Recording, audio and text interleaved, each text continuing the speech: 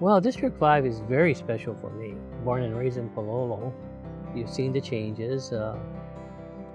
I also represent not just Palolo, but St. Louis Heights, Kapahulu Kaimiki, Manoa, Mo'ili'ili Makali, Makiki Tantless, and maybe 3/4 of Ala Moana Kaka'ako. Okay. So you can see the wide range of residential housing, meaning single-family homes in Palolo, St. Louis, Kaimiki, Kapahulu, Manoa, and let's say Mo'ili'ili Makali. I was just shocked when I got to Kapilani Boulevard. Boy, the apartments and condos, right?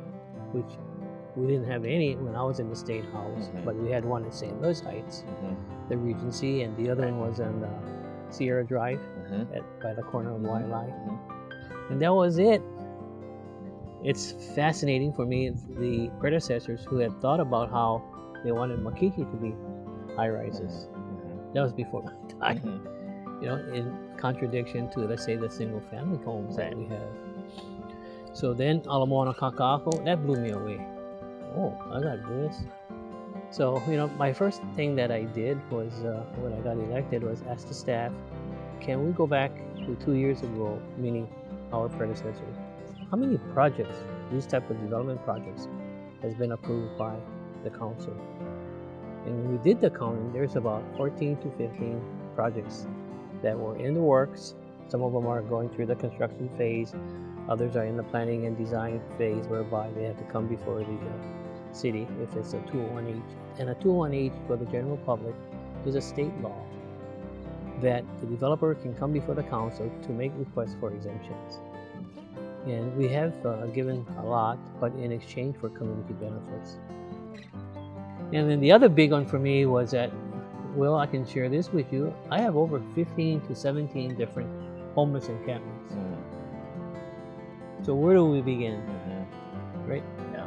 Storage property ordinance, you know, that kind of stuff. Yeah. And I'm always trying to ask the ledge for more help. Maybe statutory language rather than just appropriations. And that's where the whole District 5 comes into play. Interesting. But I've enjoyed it. Some of the bigger issues that we've been addressing is that Alapono Bridge. Have you heard about it? The residents of Mo'ili'ili Makali are concerned because it is a bridge from University Avenue going over the Alawai. But it's basically for individuals that bicycle and pedestrian walk. Oh, right at the bottom of University Avenue. Yes. Okay, yeah. Yeah. That would be very useful. But the residents are saying no. Oh, okay. You say, so I'm frustrated because I'm looking at the greater good in helping everyone rather than just that particular area where University Avenue is, where you have those apartments. But we've been having some very lively discussion on that. And, you know, that's the other issue. The Alawai Watershed Project, that's a big one for me because we have three, you know, tributaries, Palolo, Manoa, and Makiki, all going into the Alawai Canal. But more importantly, you know, it is going to be an issue because of climate change, and I agree with everyone. And that's where the city did pass a law this year to create that, I think, was it 60 feet or 80 feet setback for new developments.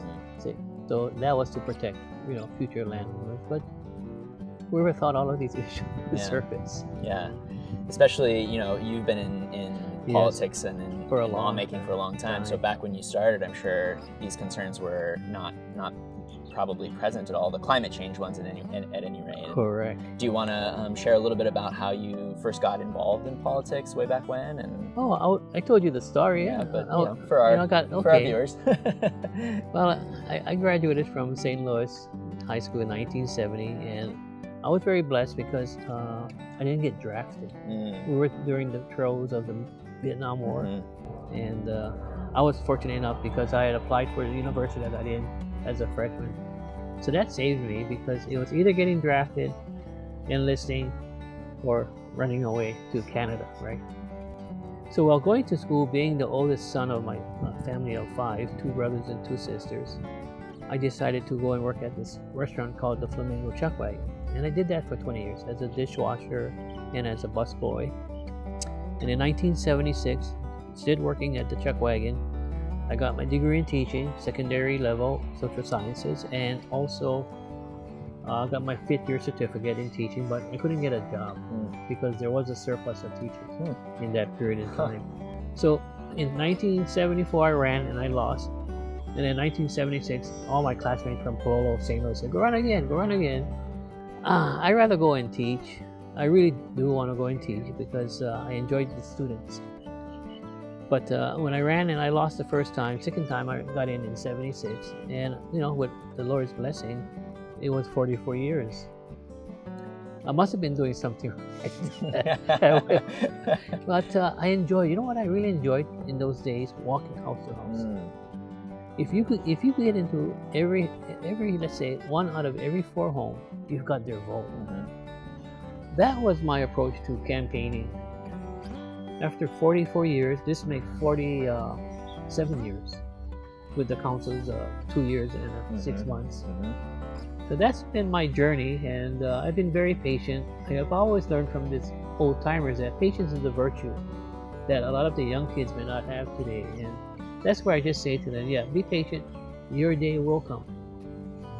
You know, getting elected, prior to Speaker Suki getting elected, I didn't care about the speakership, etc. But, you know, after 14 years he got his appointment. And a lot of them looked at it from that point of view. It took me 22 years to become a speaker.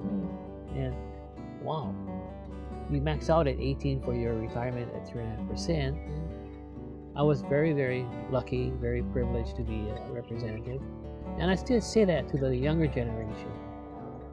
Where in the world you have a democratic country that lets all citizens run for office? And I, being of Chinese American heritage, and a much more smaller base population in Hawaii, we were thought a Chinese American would get elected, right? And I thank the people of the district that I did represent. The 16th district at the beginning of the 70s, you know, 20th district, the 21st district, everything. They're like reapportionment, they change the numbers. Yeah. So this is, you know, for the Democratic Party, the Oahu Democrats specifically. So I'm going to ask you a little bit about what it means to be a Democrat to you and how that shows up in the council. Because I know it's, you know, nonpartisan, but there's 6 Democrats on the council, 3 who are not. How does that all sort of play out? It plays out to a degree of one's upbringing, where you came from. And for me, you know, we started, let's say family were farmers before. And, you know, I wish the young kids understand that. And that's what they're missing, the history. How can we teach the young kids of where we came from? That's the key. I can see history is really important to you. Making sure that people know their history. So that we don't make the same mistakes. Sure. That's all it is. But in today's global world, whoa, issues have changed tremendously. And I got elected, the biggest issue that I had to face as a freshman, because you can ask Kate Stanley, that she told me, Calvin, we'll take the committee on culture and the arts. I said, you think I could as a freshman? She says, yeah. There's only 1 hearing a week, and it's on a Friday. But guess what happened? The former speaker who passed away, which I really loved and respected, this Speaker Wakatsuki and Speaker Peters, who's alive, but they had a resolution drafted by the Hawaiian Caucus to stop the bombing of Kaho'olawe, PKO, right? Yeah. As a dummy, as a freshman, I didn't know what to do. Oh, man. So the Hawaiian Caucus tells me to schedule a hearing. I says, okay, anything for you folks. Speaker Peters, Kinao Boyd Kamali'i, etc. So we have that hearing that Friday. I was only my okole. You know why? Why? The conference room had one side all the brass, the Navy, and the Union. On the other side, all my friends, because I got to know Walter, Emmett Aluli, you know, George Helm is a 68 grad of St. Louis. See? And then 4-hour hearing. Oh, man. Hey, I don't know what to do. I call a recess. Oh, my God. I call a recess. I run downstairs to Speaker Wakatsuki's office. And lo and behold, Speaker Peters, he wasn't speaker, majority leader, majority floor. He was there. They're both laughing. It threw me in the fire. Oh, man. But in the end, they told me, Calvin, just go back and say, you know, in 2 weeks, we'll come back with a decision making. And they came up with the resolution. But Will, come on, getting back to your original question, the party means a lot because their whole goal and objective and cause was for fairness, equality for all. And I think the party should look at it from a point of view that the cause should be just one cause that we can try to address, not a whole slew, because then the topic of that issue or cause is watered down with others. Right? So will it be housing? I would love to see if we could address affordable housing, but growing up in Polo, we're not developing enough public housing for the 80% and below, right? That's the issue. You know, I respect Hakeem a lot, but he had to come before the council for that 218 meeting to get all the exemptions to rebuild that the Lanakila project, right? And then I thought, oh, after 8 years, Governor Ige, what happened to Mayor Wright? The renovation. KPT, Quill Park. But somehow, Will, in history got to tell me, and I don't know, because it was before my time, how they built all the senior housing on Kalakaua Boulevard. Kalakaua, you know? And that's the kind of foresight our predecessors had. Yeah. That caused that vision. Yeah. And today, it's just, I think, watered down with many other issues. What are your thoughts about, you know, the thinking around making the city council at any rate a full-time? I would support having it a full-time because right now at 68,000, it's not Calvin Say that's suffering.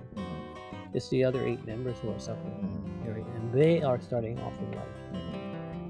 If I was in the house, I'd be making 72,000 a year, working 6-7 months out of the year, and then, you know,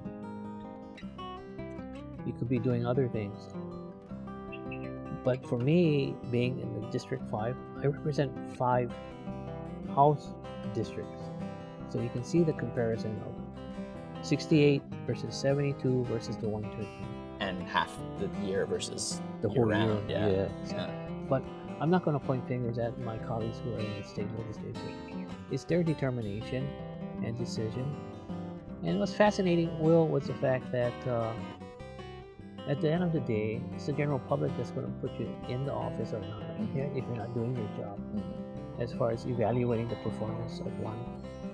But yeah, I believe the council does deserve it, and I think in the future, you get more better qualified candidates, because you think about saying, well, Calvin, it's better that we go in the private sector. They pay us more, right? Yeah. But this is paying us when we comparable to what we really get. And let's try it. Yeah. And the other point, Will, the public doesn't hear about is that it's only good for 8 years, 2 terms. I was waiting to see what the legislature would have done on term limits, right? Yeah. But for me, as a former speaker, I always said to Will and the general public, don't worry about it. If I'm not performing what you folks' expectations are, make sure you can vote me out. Right. And that's it. Right. But to limit it to 2 terms, I got not 2 terms, but to limit the term limits, I was a little concerned because in the end, you know who benefits most of it when you have term limits? The bureaucracy, because they have that knowledge. Right. Okay. So the new people keep coming in; they can sort of take advantage of that. Yeah. Okay. It's like me. I don't know anything about zoning. I knew about budget, and this past half a year, boy, was it a rude awakening. I'm learning so much about the building code, the land use ordinance, development plans, the TOD plans. Gee. Yeah. By the time you learn all of that, then you're out. Yeah. You got it. But no, it's the public, that has to be aware of. Yeah, please evaluate us on one performance. I have to attend 7 neighborhood boards, and I try my best. But I also have my staff attending with me because they can take down all the questions and notes that need to be responded to.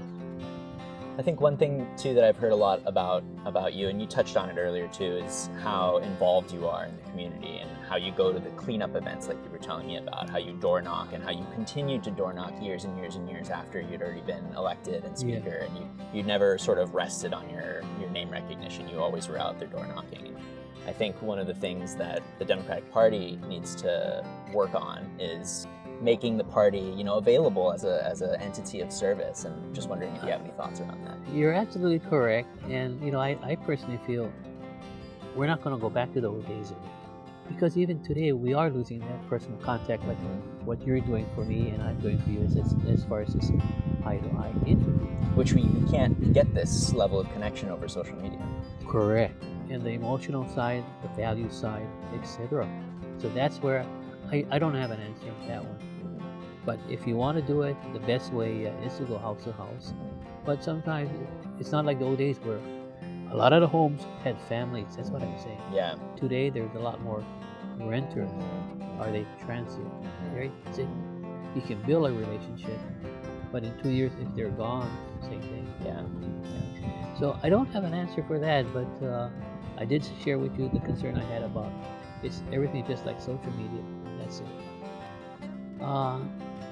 Can we go back to the old day rallies? Have a concert, right? Invite the residents out, introduce the candidates, and that would be it, right? Those type of events. Polo Pride. Yeah. See, so I really don't know. But District 5, I would probably have to have 5 different Pride days. That could be fun. It's a lot of work. It's a lot of work, Will. So I'm sure. Well, do you have any final thoughts about the party or about policy or about what the council is up to? Anything you'd like us to know? I truly believe the chair is doing a great job. He's looking at the future, but I also shared with him that we cannot just look at it on a yearly basis. Plan a 4-year action for what you'd like to accomplish. And for me, this past 2.5 years now, it's been really enjoyable because I think the goal for us was that the party was that we try to address the 22,000 shortage of homes and condominiums and apartments. And that's where I've tried my best, but I'm conflicted, that's why earlier, about the boards may say no, but if I'm looking at the greater good of things, how do we communicate that point of view? I'm not here to hurt people, but to address a problem that we have, which is a county problem. So that's how I'm really, really concerned, because people say I don't listen to them today. I am, but it's a bigger picture, not just a smaller area. So that's just my thoughts about why sometimes we get emotional, because we want to say yes, but in the end, if I say no, not in my backyard, we're not accomplishing anything, right, in the bigger scheme of things. Right. So I'll leave it at that. But yeah, the party, we really have to refocus our attention and maybe just do one thing, one cause. Yeah. What is the cause? That's where I leave it to people like you and Janelle. You folks are the future. Hard to believe, eh? I can eat that. Oh. Well, thank you so much. Oh, you're really welcome. Great talking to you. As Same always. here. Thank you very much for the opportunity and the privilege of sharing my one-hour with the people. Right? Absolutely. Okay.